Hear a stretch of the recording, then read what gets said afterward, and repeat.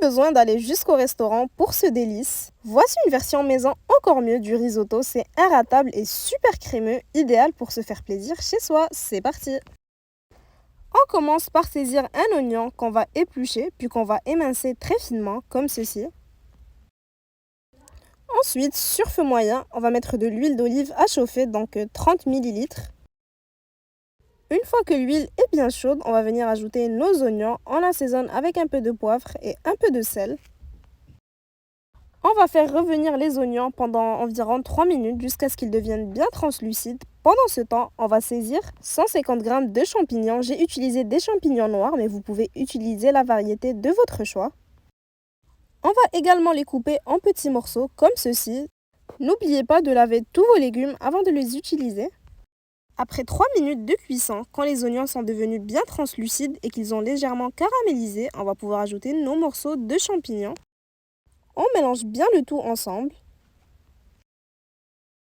Les champignons, on va aussi les laisser cuire 3 minutes en remuant régulièrement avant d'ajouter 400 g de crevettes décortiquées. Si vous n'aimez pas les crevettes, vous pouvez remplacer par du poulet.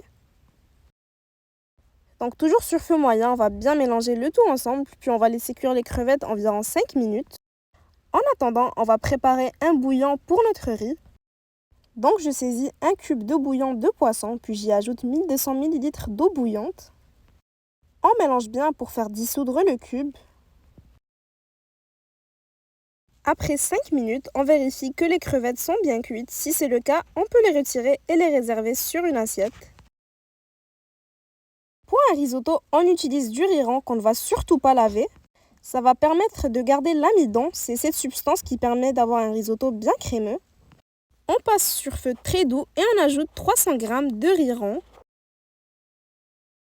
On mélange pour bien imprégner des oignons et des champignons. On ajoute du poivre et un peu de sel si vous souhaitez. J'y suis allée avec un assaisonnement assez léger, mais vous pouvez ajouter les épices que vous souhaitez. Allez-y quand même doucement avec le sel, car par la suite on va ajouter du parmesan qui est déjà très salé. Vous allez voir, peu d'épices sont nécessaires pour donner un goût incroyable à notre risotto.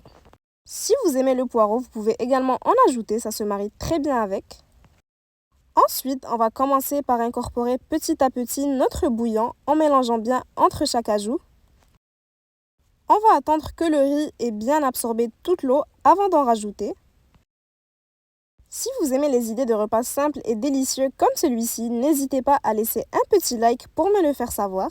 Et également à m'envoyer des photos en commentaire si vous réalisez la recette. Une fois qu'on a incorporé toute l'eau et qu'elle est bien absorbée, on ajoute 50 g de beurre. On va ensuite bien remuer pour le faire fondre. Donc au total, le riz aura besoin de 20 à 30 minutes de cuisson, donc toujours sur feu très doux. Quand la cuisson est presque terminée, on vient remettre nos morceaux de crevettes. Cette recette est pour environ 3 à 4 personnes, n'hésitez pas à adapter les quantités selon vos besoins et si vous avez besoin de revoir certains ingrédients, tous les détails sont en description. On remue bien le tout, puis par la suite on va pouvoir retirer du feu. Hors du feu, on va ajouter 100 g de parmesan. On mélange un peu pour l'incorporer et pour bien le faire fondre.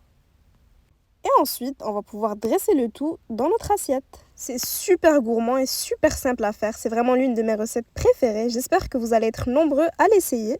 Pour finir en beauté, on va prendre quelques feuilles de basilic qu'on va venir disposer sur le dessus. Et c'est prêt, n'hésitez pas à liker et à partager la vidéo avec vos proches et à bientôt pour de nouvelles inspirations.